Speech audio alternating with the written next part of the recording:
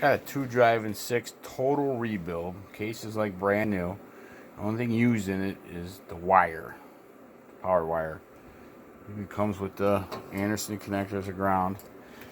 Two 2290s, driving 620 879 HGs. This will be for sale. Using my Cobra 29, 100-watt slug for radio, 5-watt for going back towards amplifier. Be doing about audio, 40 watts peak in.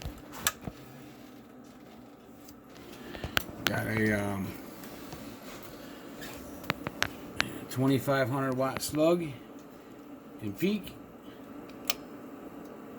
Audio.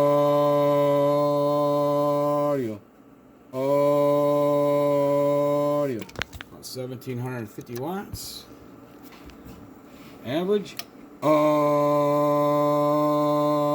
About 700. Reflect. 1. Quarter of a watt. Brand new, basically, amp.